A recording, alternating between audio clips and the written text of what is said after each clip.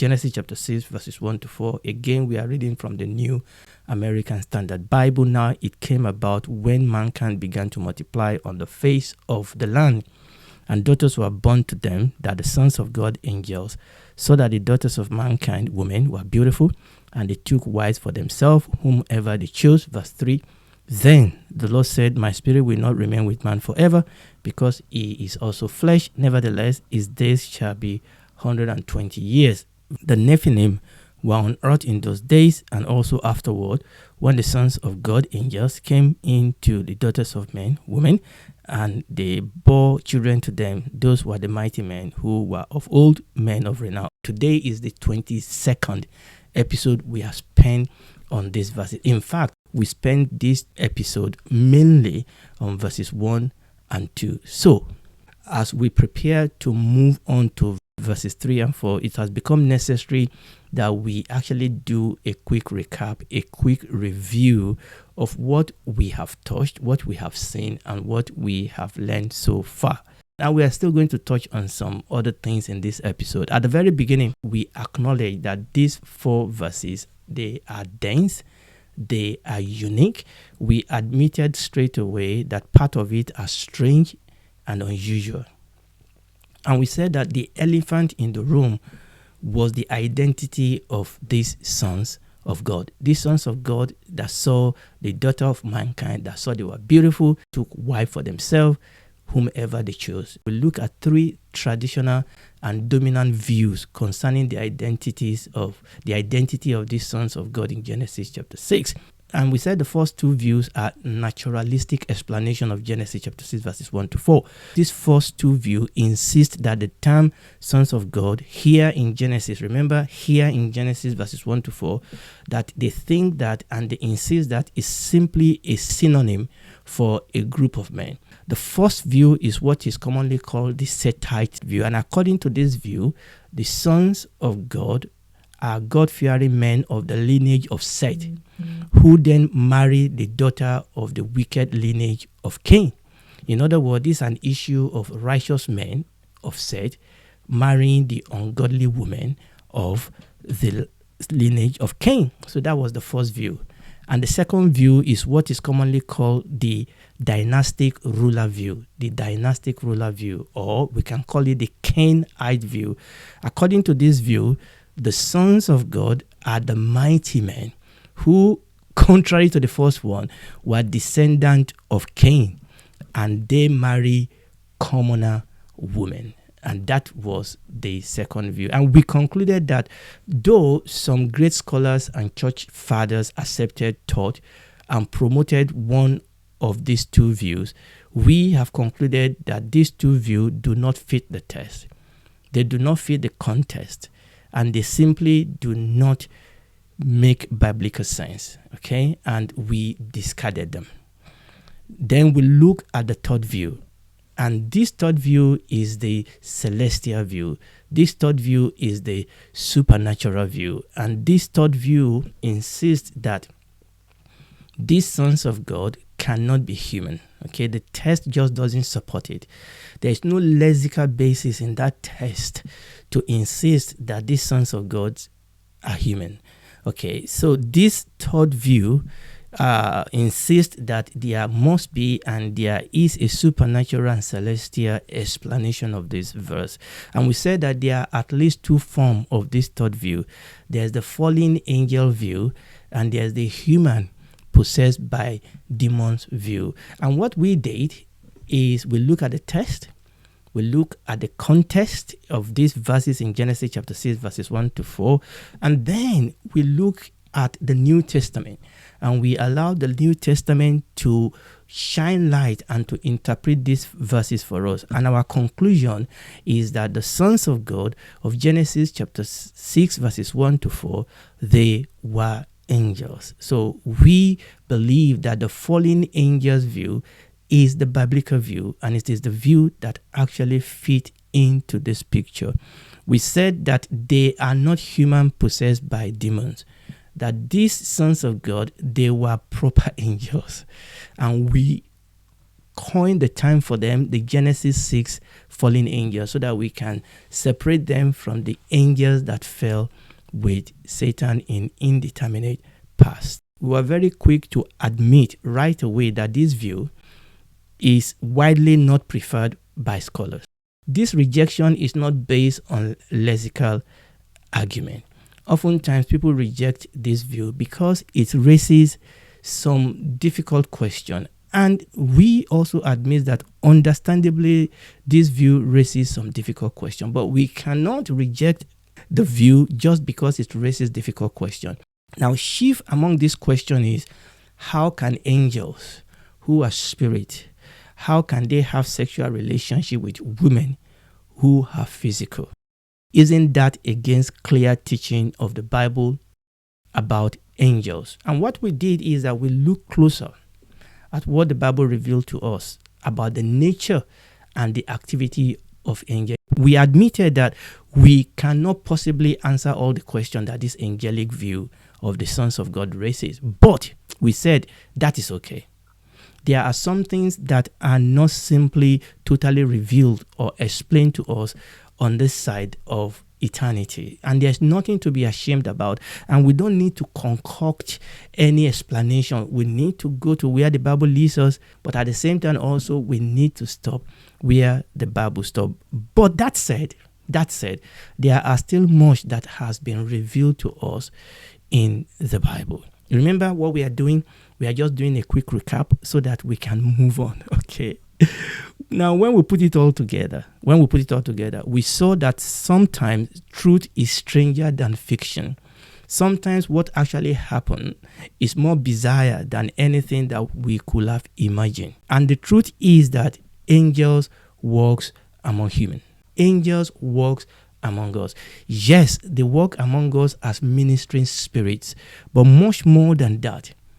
In the discharge of their duties, angels can put on authentic human body and be part of this physical system, and can in that state be undistinguishable from other humans. And then we ask ourselves this question: if these angels that took on authentic human body, if they can actually eat our food and drink our drink, the question we ask ourselves is, what else could they do with this body?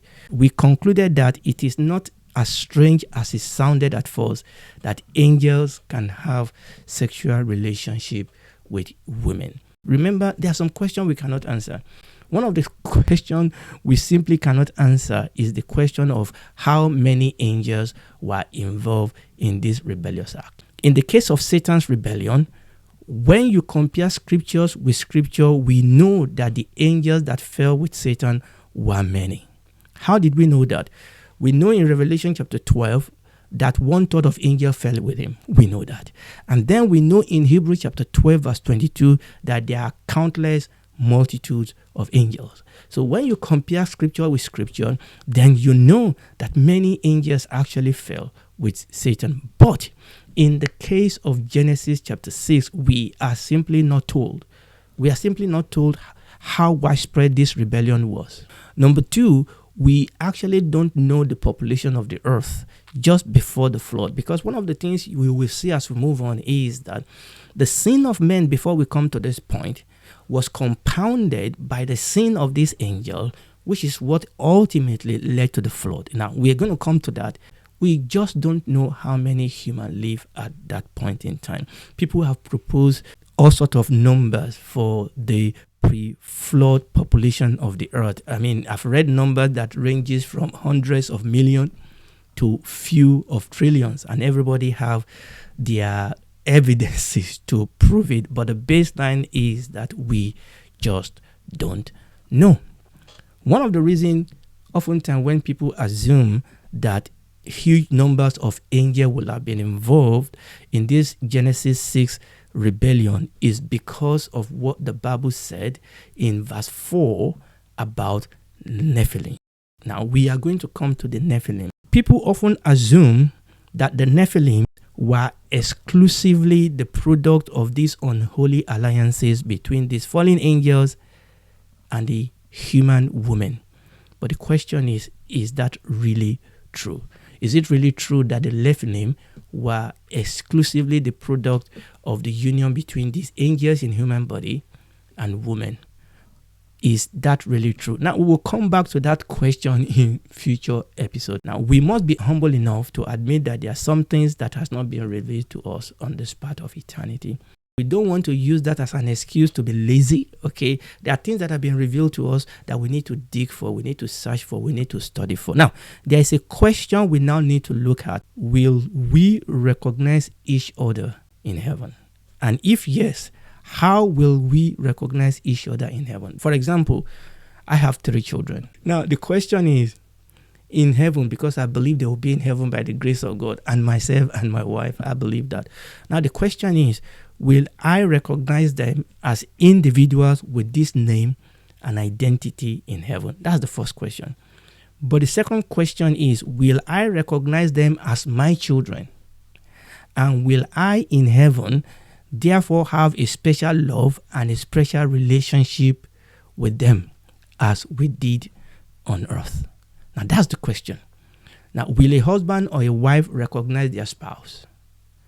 Will a husband or a wife remember that back on earth, their spouse cheated on them, was unfaithful, even though they later repented, which is why they got into heaven and their relationship was restored? But would they have that memory?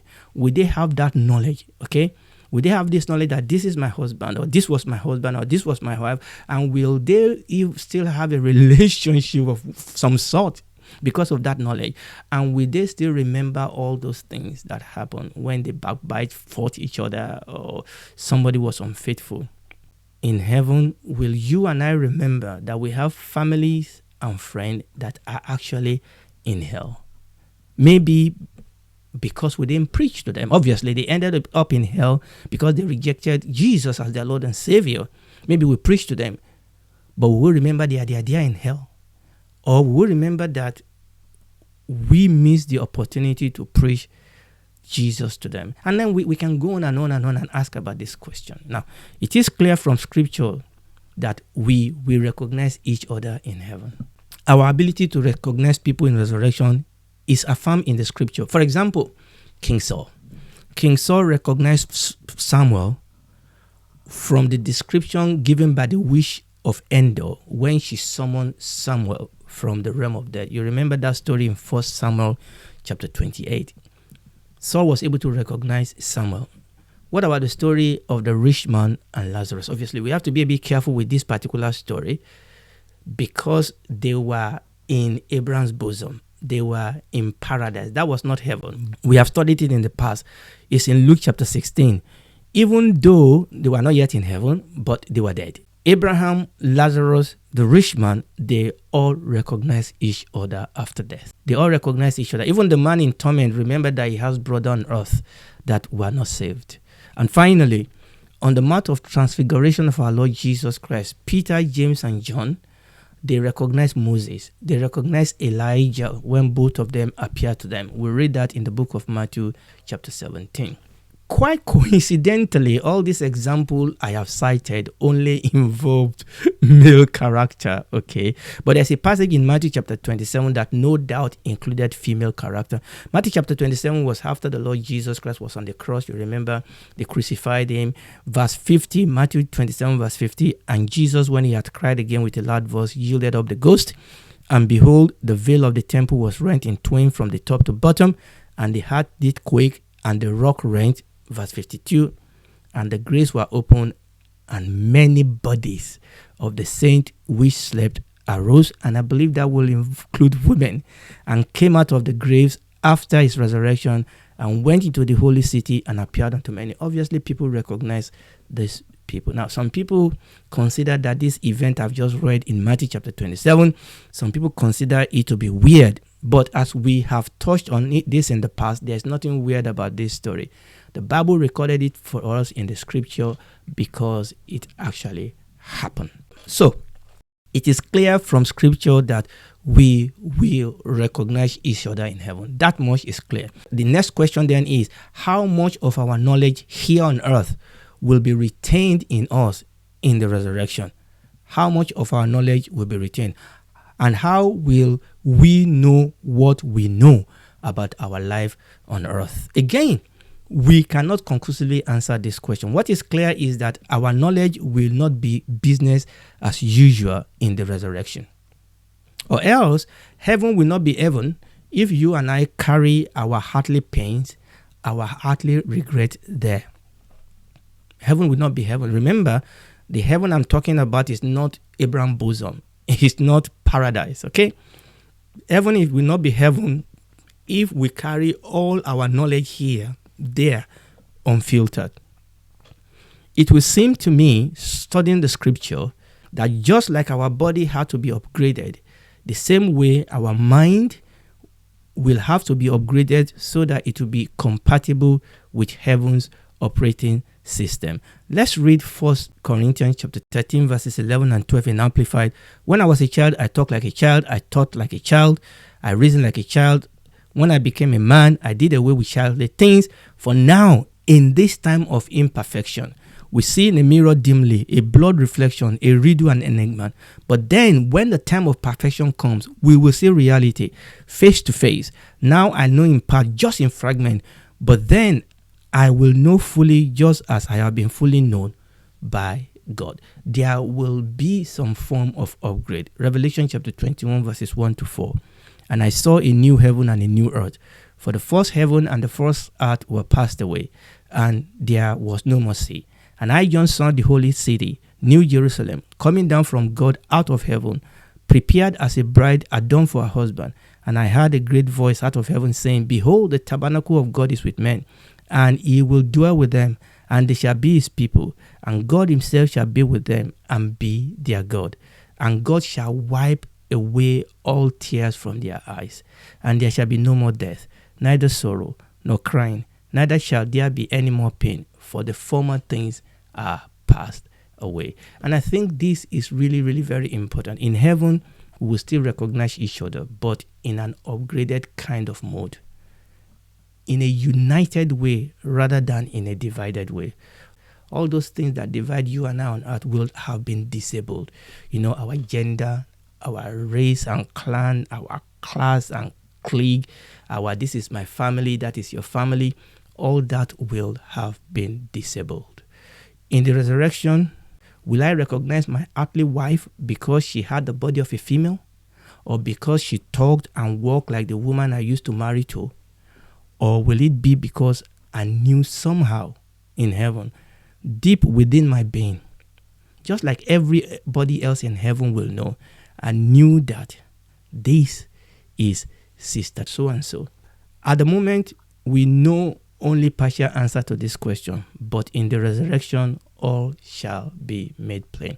Now, that was a quick review, also with a new insight added on top of it. So we'll stop here today, and next episode, by the grace of God, we'll pick it up from here. And if you are listening to me, all this exciting thing we are talking about heaven, you will only be able to express and experience that if you are born again, if you accepted Jesus Christ as your Lord and Savior. That's the password. That is the entrance into that realm. That is the gateway into heaven.